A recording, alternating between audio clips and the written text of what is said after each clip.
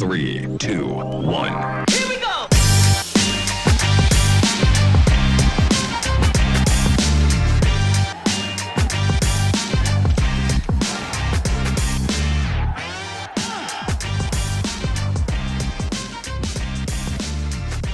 The sports world changed this morning.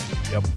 Out of nowhere, on this particular Tuesday, the New York Jets and Woody Johnson have fired Coach Robert Saleh. This news obviously drops from an Adam Schefter text or tweet at 10:08 Eastern, and everybody on earth is wondering to themselves, how the hell did we get here so fast?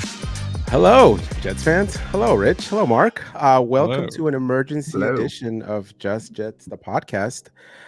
Quite a bit of news happened today. For some of you, it might be exciting. For some of you, it might be depressing. The Mets won. The Mets won. That's what we're talking about, right? The Mets won. The Knicks introduced their full, team to the Madison Square Garden Arena. Oh, that's right. And the Jets fired Robert Saleh. We all are going to have some thoughts about it. But before we do that, why don't we just get straight into the statement that Woody Johnson put out this morning. I informed Robert Saleh that he will no longer serve as the head coach of the Jets. I thanked him for his hard work these past 3.5 years and wished him and his family well moving forward. This was not an easy decision, but we are not where we should be given our expectations. And I believe now is the best time for us to move in a different direction. That's debatable. Jeff Ulbrich will serve as our interim head coach for the remainder of the season. He is a tough coach who has the respect of the coaches and players on this team.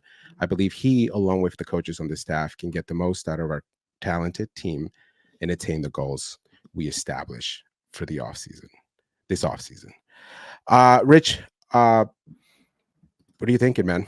Tell me, what are your thoughts? What were your initial thoughts when you first heard the news this morning?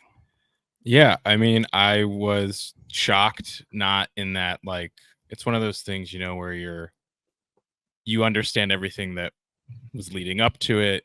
You understand why it happened. For me, I personally agree with it. I just didn't think they were actually going to do it. Woody Johnson, like, it's been posted everywhere by now, but has never fired a coach midseason in his 25 years owning this team.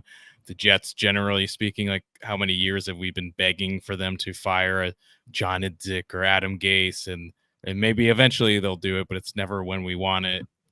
And yeah, I just didn't think it was going to happen 5 games in. I do agree with it.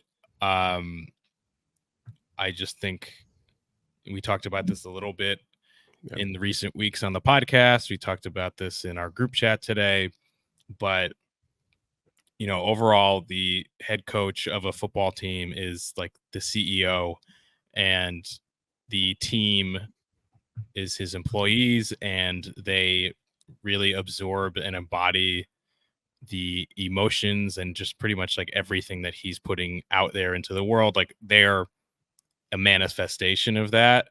Yeah. And the energy or lack of energy, from Robert Saleh this whole year, even going back to like training camp, he just seemed very different than he had been. Almost this kind of like front running, dead man walking, like loser mentality that was pretty odd to see. And you saw it on the sidelines. You saw it in his pre and post game pressers. Just never said the right thing. Never seemed really happy to be there. And I felt like the team was starting to play with a very similar energy to what he was giving off. And when that happens, you just have to go. You can't be the head coach anymore. I am certain he will be a great defensive coordinator again, probably with the 49ers next year. But for him at this stage in his career, it's just like not happening with the performance on the field, obviously, over these 4 years. And just like when you start mailing it in or whatever he was doing with how he was acting, it is time. Yeah, I mean, your CEO description is very apt, and I think that is the role of the head coach. We might disagree on some of the particulars and the timing, but I think overall it was his time. It was his time to be fired. Mark, what were your initial thoughts when you first heard about it this morning? Yeah, I mean, definitely his time. They come off back-to-back disappointing losses. The team didn't look prepared to play at all.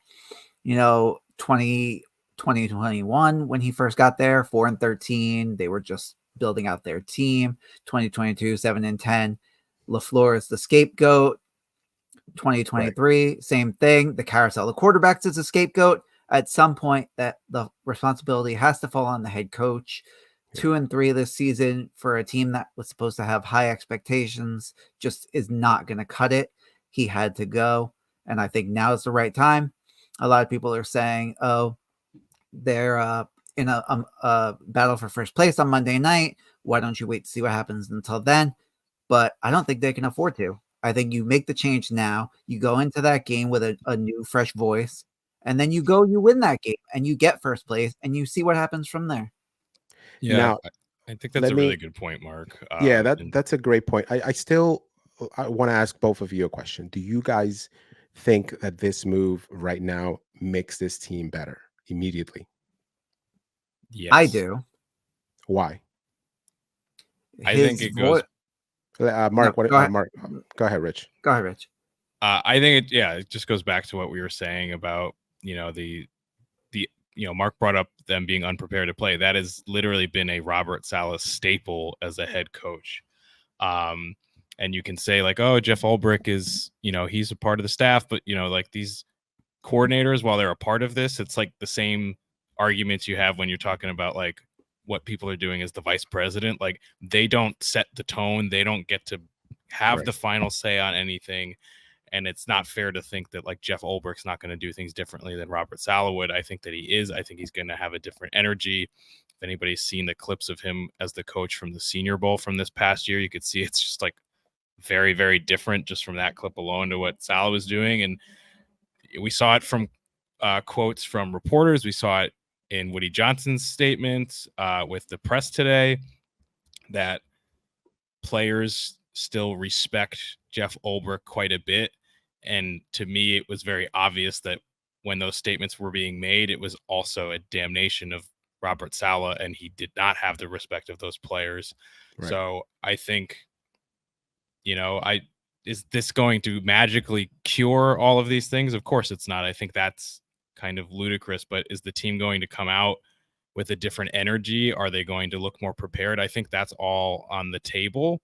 If Ulbrich really has the autonomy to make a decision about play calling, which it seemed like Woody Johnson was saying he potentially does when it comes to Nathaniel Hackett and the offensive side of the ball, I think that makes an impact. Again, not a huge impact because they don't have any great offensive coaches, but a change is a change. I think Joe Caporoso made a great analogy on Twitter today that was saying, yeah, if you have one of these other coaches versus Nathaniel Hackett calling the plays, it's like picking between like a 2-week-old egg salad sandwich versus eating a shoe. At least one of them is food. So yeah, I think it's going to make those impacts in those ways. It's not going to marketably, just like fix everything about the team, and it's not going to make Alan Lazard stop dropping the balls. But I think, when coaching has been such a major problem and energy and preparation is digging them in holes that they haven't been able to get out of, I think those are areas that they can fix. And then if they do make roster improvements along the way, one of which we thought was going to happen today, but as of right now has not, they could still get to a place where they resemble the team that we were expecting. Mark, before I get your answer, in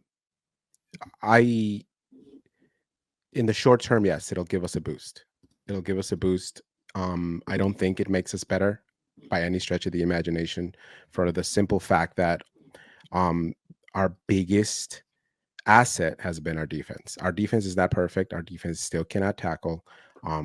We are not going to get better by taking away the defensive coordinator and saying, hey, now you have to do all these other things. But Mark, with that in mind, do you think that the defense and the attention that Ulbrich now has to put on the rest of the responsibilities of a head coach will impact the effort and the play of the defense in any way? I don't think so. I think the one thing you can say about this defensive staff is they're very well prepared and they're very knowledgeable. They've built up so many undrafted, free agent players. It's not only Robert Saleh. He's not the mastermind behind this whole thing. He works in conjunction with the entire defensive staff. Right. I think Ulbrich knows the system. I think the rest of the coaching staff knows the system. I think they'll put a good plan in place. I think basically what just happened is Saleh's message just got old. Right. I think what happened was, they get that horrible game against the Broncos, undisciplined, sloppy.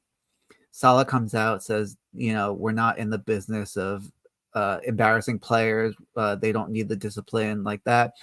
And then they come out and they lose the next week to the Vikings. Yeah. And, After you falling heard what behind 17-0. after falling behind 17-0, you heard Quincy Williams in the SNY post game.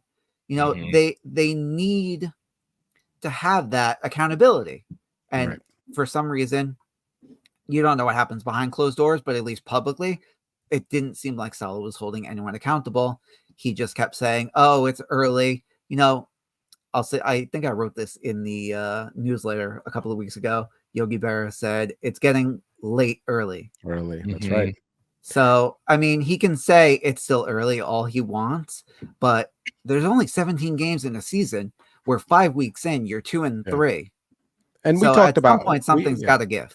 We've talked about coaching every week. We've talked about coaching every single week and the mistakes that keep occurring are I mentioned Kevin O'Connell last episode because I described his philosophy permeating through every single coach on his staff being making the complex simple. They are in the business of not watering down their offense, not watering down their defense. Brian Flores, comes up with these exotic blitzes week in and week out, but their coaching philosophy as a whole is to simplify and give responsibility to the players to just make basic decisions and basic reads in order to execute a grandiose plan, right?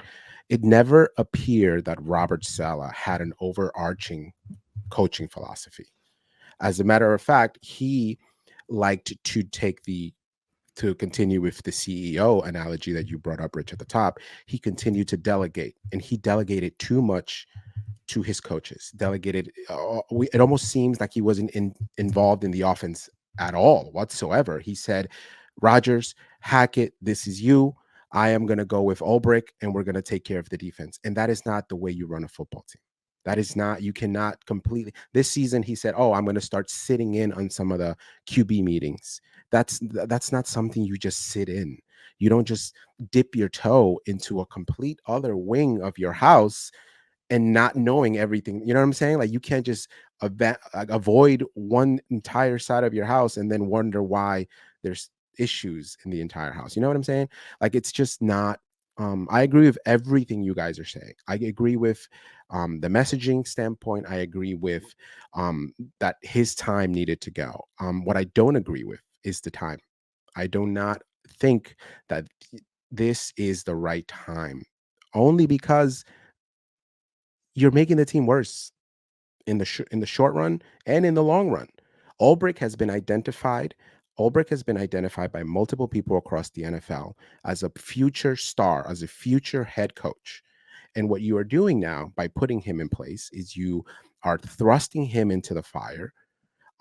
You are, number one, you are potentially having the players not respect him and treat him accordingly because they don't even know if he's going to be here next year. He's a lame duck, essentially having the interim tag. They don't know if he's going to be their head coach next year. You don't know if he's going to get the maximum effort and he's going to immediately solve all of the issues. Let's not forget, tackling is still an issue with his defense, and that's an Ulbrich defense. Penalties are still an issue. They're not a Saleh issue. They're an individual offense and defense. They're a collective issue.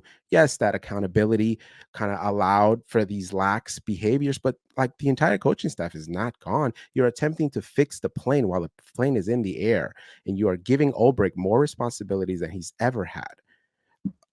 Is it like, we have a very, very small window, and I understand the timing of it. You potentially, we don't know what's going to happen with the Devontae Adams situation. You're potentially giving more ammunition to the Raiders to potentially hold him hostage and trying to get more out of it. So like if this was more of a, why not do it either Sunday after the game and try to get your ducks in a row going into the week? Why wait till Tuesday when you're playing the Bills on Monday? Like the timing of it just doesn't seem like right to me. And I don't think it makes the team, it makes us look like a mess. It makes us look like a dysfunctional mess that we Rich had the line. I was like, oh my God, we're a mess again. He was like, when did we stop being a mess? Like, I was like, God damn it, he's right. Like, we've never stopped being this mess. And I think when we look at the Knicks and how they built their organization, granted, it's apples to oranges, basketball and football are not the same, but like they were patient, they built it out, and we try to take the shortcut by bringing in a 40-year-old quarterback and saying, all right, now we can kind of, you know what I'm saying? Instead of, I don't know, man. I'm just frustrated. This whole thing is just, the timing of it just doesn't seem right to me. Just if you wanted to do, there are other things that you could have done in the background to pull other levers. You could have forced the Hackett play calling responsibilities onto somebody else. And as a matter of fact, some of the reporting said that Robert Saleh was in the process of taking away those play calling responsibilities from Hackett and giving them to the passing coordinator Downing when he was fired. Do we believe Woody Johnson when he says that he didn't speak to Aaron Rodgers about this decision? Rich, what do you think? I'm sure it came up. I do think that Woody Johnson just decided to do this. Like, I know he talked to Rodgers. I'm sure it came up. He did talk to Joe Douglas, but he was very emphatic in almost like a weird way on the I listened to his whole conversation with the press. It was almost kind of weird how much he was saying like, I made the, like, it was almost like kind of like slapping his nuts on the table, being like, I did the, and he like, wanted to take credit for the scalp. He wanted to take credit for the scalp. And I don't know that you do that if like it actually wasn't you. Like, I kind of like buy that he was behind it, even if there were other people who were like aligned with it. You know, I don't think that the Hackett thing, whether it was true or not, was what got him fired, because Woody Johnson's essentially straight up said like Jeff Ulbrich also has the power to like make these calls. Like basically put the ball in his court. He was like, oh yeah, he's gonna make this decision. Like, right. So to me, it's like, if that's really the case, and Woody Johnson was taking shots at the offense today and saying like, we can't keep doing the same thing over and over again because it's not changing, then I don't think that the Nathaniel Hackett thing was why he got fired. And I think some people are theorizing that. One thing I do want to say though, Ross, to some of the things you were saying about the timing, like one, like whether they fired him on Sunday or like Tuesday, like I'm not really going to quibble over like a day and a half. It's really not going to matter in the grand scheme of things. And the other thing is, you know, I don't think it makes them worse. I think you can look back and look, the interim manager or head coach in football is a lot different than like the interim manager spark in baseball, where like baseball, you got like a 30-40% chance that it actually changes things. You know, those like 2007 Rockies are the best example of that, probably. Or even when they fired Joe Girardi for Rob Thompson with the Phillies. But in football, very, very rare. I mean, one, guys usually just don't get fired in the middle of the season. No, they don't. Right. For a reason, because I mean, it takes an entire off season to develop a game plan, to come up with the language and the playbooks and the organization. There's so many different levels of organization that go into being a head coach, right? There's everything, every decision that now falls on Ulbrich's lap. But what I will going to make his head spin. What I will point to is Antonio Pierce a year ago with the Raiders with a much worse roster. Right. Those players, similarly to Ulbrich, like really liked him, really respected him, and you could see they played very differently and a lot harder down the stretch. And that team was very much lacking in talent that this team does not have. I know that, like, I will say point that to the Raiders as this like shining example, but like it's not impossible, and there are similarities there. There are similarities, but I will say, I'm sorry to cut you off, but there are similarities there. But the difference there is that is one out of dozens of cases. The interim label seldom sticks, and the reason why Antonio Pierce got the job was because Max Crosby and a couple of the players went to bat for him and went to ownership and said, hey, if he's not our head coach, you're going to have problems with us. There's going to be like, you know what I'm saying? So like, do you guys think that there are those type of players who are going to essentially fall on the sword if, if Ulbrich doesn't become the head coach? I don't know that they got to that point. I there hasn't been really any indication. Like maybe some of these players will come out and say some things, and that'll be new information. But going off of just what we're going off of right now, I think the other thing is most of the time, other than like Urban Meyer, and that was a absolute catastrophe situation, when guys are getting fired mid-season in the NFL, it's pretty like late in the game. Yeah, Nathaniel Hackett being one. Those seasons and those stories are already kind of written. Yeah. The Jets did, and this is why I think the timing does make sense, is that the Jets did it early enough where they can easily turn things around. Like they're 2-3, they're 5 games in, there's 12 games to go. Their story is not written at this point. They have plenty of time to turn it around. Whether they win or lose on Monday, they still have plenty of time to turn things around. And I think that's why the timing does make sense. I think I wrote about it in the newsletter reacting to the news earlier on Tuesday that, whether or not it works, Woody Johnson owed the roster and the fan base to try something different rather than veering into the iceberg. And to those people who have been saying in the media, like the Connor Hugheses and other people as well, like, I don't know what this does. I don't know what this changes. Then do you just sit back and waste an entire fucking year with a 40-year-old quarterback and be like, well, I don't think it was going to be different, so we just did the same thing for the next 13 weeks? Yeah, I that's think definitely that part would of the be, calculus. Yeah, I think that would be far more egregious than this. I would rather at least make the attempt, try something, and if it doesn't work, like, are you in a worse situation than you were going to be if it was Saleh? Because they were not going to turn around with Robert Saleh, and everybody was going to get fired at the end of the year anyways. Yeah, that is a great point. I think the other big thing is the state of the AFC East right now, which is also why it's a great time to do this. Obviously we mentioned like Monday night they're playing for first place. The Patriots are not a good team. The Dolphins don't have their quarterback anymore. They're not a good team right now. Who knows what's going on with Josh Allen's health? He didn't look great last week. I mean, make this change now. See if you can infuse some energy. Yeah. This division is yours for the taking if you want it. So I think right now you send the message, hey, we're going all in. We're going to try to make this work. We're changing it up. We want to take this in. You've never had a better chance at winning the division than you do right now. Yeah, no, that's a fabulous point that I haven't even considered. Definitely the state of the division. It is, and I love the iceberg analogy. If you're in the Titanic, at least you want to attempt to try to do something. You know what I'm saying? Like if you're seeing the iceberg straight ahead, I love that analogy because it does kind of speak to the state of the team.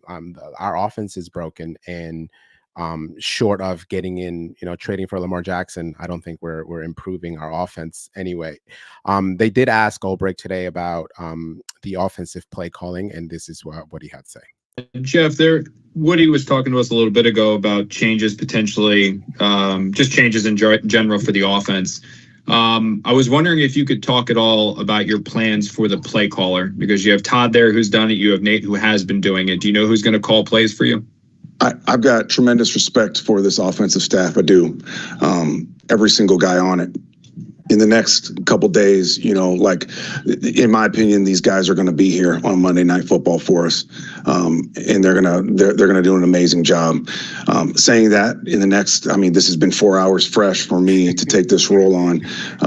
Everything will be assessed, the process, the responsibilities, etc. But I do not foresee any changes in the staff. Listen, he may be 4 hours into the job, but he fucking handled that press conference like a goddamn pro. Absolutely.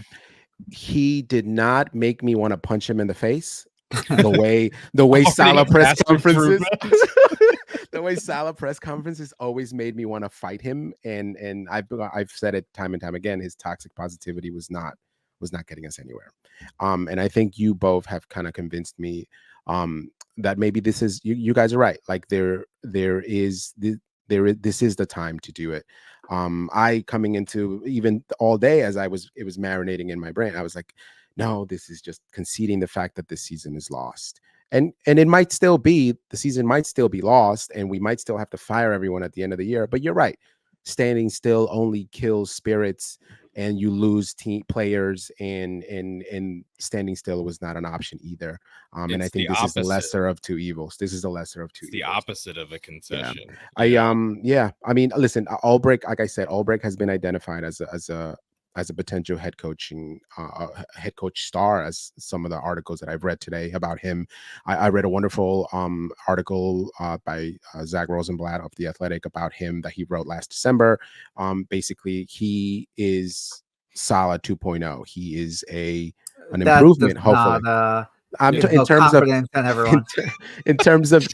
of demeanor, in terms of the way he handles players, in terms of how he forges relationships. The problem with Saleh was that you can't, you know what I'm saying? You can't just compliment. You can't just say you're doing a good job. You have to hold people accountable. And hopefully Ulbrich learns from the lessons of Saleh, who he has a very close relationship with. And I think it sends a message to the entire organization. Like, look, heads are going to roll. Like, you guys are not going to be in the NFL. You're going to lose your jobs because the NFL is a, results oriented business. And yes, had I preferred this decision happen in the offseason, and if you did feel that strongly enough about Ulbrich, where you denied the Broncos the opportunity to interview him for his coordinator position, they clearly value Ulbrich. And I feel like that is also part of that went into the decision making. Like, oh, look, we have this very talented coach. Fuck it. Let's give it a try. Fuck it. It's difficult. And being a first-time head coach in the middle of a season is probably the hardest thing you'll ever do in sports. But fuck it. We think he's talented enough, and shit, what do we got to lose? Yeah, I think that's part of the calculus too, is that there's a little bit of hope in that. Yeah. Versus if we found out today that Robert Saleh had been fired and Nathaniel Hackett was promoted to the head, like, that is such a different podcast at that point. And like, that does play a factor in. Yeah. It's like, it's the one coach on the Jets that I would have wanted to get the shot. He's been identified as a rising star 100%. Yeah. I think also the one thing about having Hackett here is, like, obviously he was not a great head coach, but obviously, I think Ulbrich can lean on him at least a little bit, if not for what not to do. Right. No, that's a great point. But, he has had Saleh too. Yeah, he has had coaching experience. Yeah. So I think he's definitely a voice that Ulbrich can consider when trying to navigate through this new minefield that he's got going on. Oh man, I mean, listen, we don't want the team to fail. We don't want the team to just fold up, close up shop. And I think you guys both have convinced me. Again, I am more of the mind of, like, be coordinated, be calculated, be calculated in your decision making, have a plan in place. And this morning screamed to me of, the house is on fire, get a bucket. You know what I'm saying? And it didn't appear to be part of a plan. But you're right. Like, when you lose a team, when you lose a locker room, which again, Saleh did not have 100%, at fault here. A lot of it is the culpability is on Aaron Rodgers. A lot of the culpability is on the players themselves. But you can't fire an entire team. And that's why coaches get fired every day. They did ask Ulbrich about his relationship with Aaron Rodgers. And again, he handled this press conference like a pro. Take a listen. Jeff, what's your relationship like with Aaron Rodgers? I have a good relationship with Aaron. He is he's one of those guys that has, just unbelievable experience, and he's seen this game at the highest level for a long time. So he's a guy with a lot of ideas and really positive feedback about a lot of different things, whether it be meetings, practice, game planning, scheduling, all of it. So he will be a vital resource for me in that way, for sure. I mean, look, like I said, he said all Jeff, the right things. Oops, sorry about that. He said all the right things. He said all the right things, and he handled it like a pro. And you can see he's a competent individual, and already the tone has changed. Like, I watched that, and I was like, all right, maybe it's not that bad. Yeah. I feel like you're not watching a sad sack who doesn't give a shit.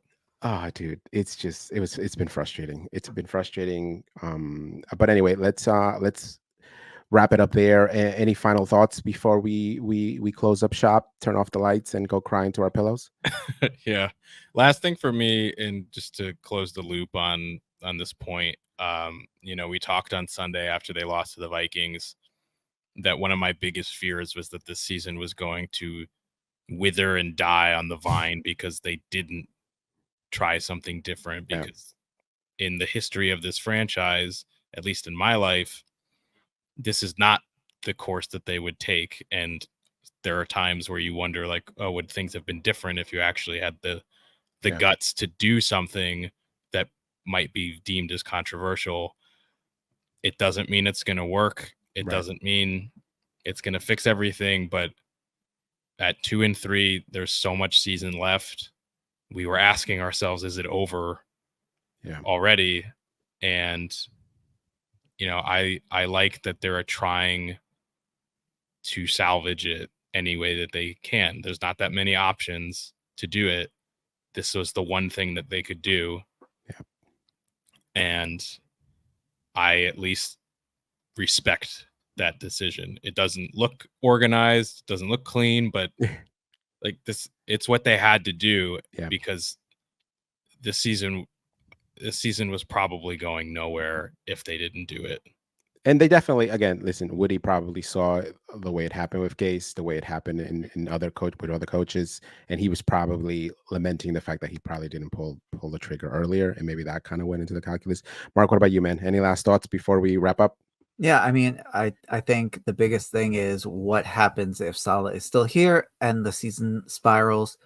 You're very unsure about what Aaron Rodgers is even going to do next year. This is your best chance to win this season, and you had to make a move. I think they made the right move. We'll obviously see what happens. We don't know what the play calling is going to look like on Monday. The Jets historically do well against the Bills and Josh Allen. So, get that game in 3-3, first place in the division, and then just keep rolling and see what happens. Yeah, no, that's a great point. And like I said, while we all have a different opinion with regards to potentially the timing and the future of the organization, it's unanimous that we all agree that Robert Saleh should not have been the head coach of this football team, and that his approach and his methodology and his overall vibe and demeanor were just bringing everybody down. And we're hopeful that this decision, this monumental decision, has positive ramifications on the franchise, has positive ramifications on the rest of the season, and that it gives us a fighting chance. It gives us a fighting chance for the rest of the season and into the playoffs.